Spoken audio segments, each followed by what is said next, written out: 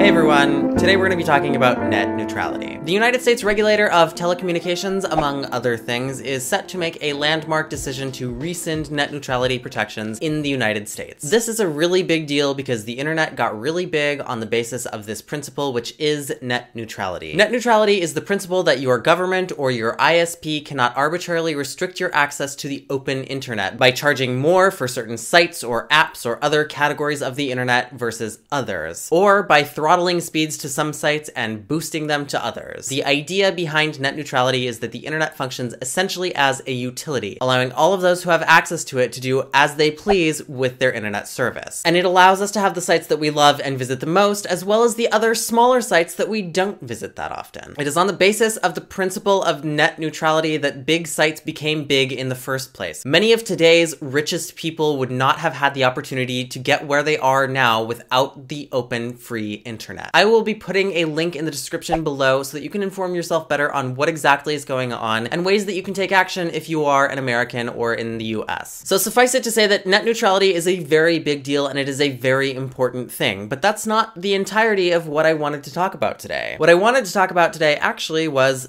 this tweet that's been making its rounds across the internet. A man on Twitter by the name of Ro Kana posted a screenshot of some supplemental mobile bandwidth options from the Portuguese service provider Mayo. The comment attached to it is where our problems start. In Portugal, with no net neutrality, internet providers are starting to split the net into packages. This tweet blew up and has been retweeted tens of thousands of times, and it is based on a screenshot of the same packages that made the rounds on Twitter and Tumblr before it. Because this tweet went so viral, it has led to even reputable tech sites writing full articles about how Portugal has no net neutrality, and this is what the internet is going to look like if this passes, and all of this to say is that they're trying to harness the power of using a real-world example of a place that has no net neutrality in order to scare you into taking action. There are plenty of reasons to take action against the dismantling of net neutrality, but Portugal is not one of them. To understand why this is, there are a few things that we need to look at. First of all, Portugal is a small nation in the European Union. The European Union is a supranational government body. It is a group of nations that have banded together to decide common policies on things ranging from their currencies to how markets should be regulated. The European Union is the body that regulates everything across the European Union. It is, by and large, not up to individual member states to regulate their own individual markets. The idea is that by integrating their markets together, the European Union can form one more cohesive, more accessible market. The European Union really does regulate everything, whether that's electronics, origin labels, organic food, food safety, and so on. This includes, yes, telecommunications and net neutrality. This misinformed tweet and all of the articles and all of the tweets that have popped up around it is especially pernicious because Europe has already had its own fight to save the internet. When Europe was trying to regulate the end of roaming across its member states, there was a point at which it seemed that net neutrality would come to an end because of loopholes that telecommunications lobbyists were trying to add into the legislation that would set the regulations for the European Union. As a result of this, a grassroots civil campaign was mounted to combat this and save the European Union's neutral internet. What that means nowadays is that net neutrality is guaranteed by the European telecommunications regulator. That means that in every country in the European Union, the ISPs and the governments themselves are not allowed to inhibit access to the open internet. It is illegal for an ISP in Europe to restrict access based on any quality of the access to the internet. That means that no one in Portugal is paying for a parceled internet. Absolutely no one in Portugal is paying for access only to Snapchat or only to Facebook or any other category of app or website. In all data packages for all types of internet access in Portugal, a generalized internet access is guaranteed, and that is because the European Union has regulated that it be so. But let's move on to what we actually see in the tweet. What we see in the tweet are supplemental bandwidth options available for mobile data users. The reason why these supplements have popped up in the Portuguese market is because Portugal is one of the most saturated telecommunications markets in Europe. Some of the only ways that Portuguese telecommunications operators have been able to distinguish themselves from their competition in the market is by finding ways to add extra bandwidth without being too taxing on their infrastructure. Mobile data infrastructure is very different from home broadband, and as a result of that, the markets for both of them have developed separately. For the telecoms, mobile data is a higher upfront cost and costs more in general to deliver it to the end user. As a result, mobile data is more expensive and more restricted than home broadband. So in the case of Portugal, since at least 2013, you've been able to add bandwidth supplements to your basic mobile data package. That means that people who use a lot of data doing a certain specific kind of thing can take advantage of having extra bandwidth allocated to that thing without eating up their general data packages. This has also been a way that Portuguese telecoms have tried to incentivize things like family plans. If there's only one kid who's watching a ton of Netflix or Snapchatting constantly or on Facebook all day and using up all of the data allowed in a plan, this is a financially attractive way that families can mitigate that extra cost. Now, the merits of this business model can be debated all day, but when it comes down to it, the principles of net neutrality are not being violated because people are not paying extra for access to these categories of apps and services. Anyone can access these apps and services in their data plans that they have contracted, and that will always be the case, because if it were not the case, that would be in violation of the European Union and therefore Portugal's laws. That is also one of the reasons why we don't and are not going to see this in home broadband packages. In other words, Portugal does have net neutrality, and this is an insidiously misleading series of articles, tweets, and so on. The fight for net neutrality is very important, but it is also very important not to just get scared by something you saw retweeted on the internet and not to propagate false information. So the next time you see one of those articles floating around or that pop up in one of your timelines, stop for a second and consider the information that's trying to scare you into action. We would all do a little bit better if we did a little bit more fact checking. That's all I got for this video. I hope you enjoyed it. If you did, if you learned something or otherwise enjoyed it, give me a thumbs up down below. You might think about subscribing to my channel if you're not already. I make videos about food, culture, the Portuguese language, and yes, Portugal itself. All of those can be found in playlists in the eye above, and I will see you next time.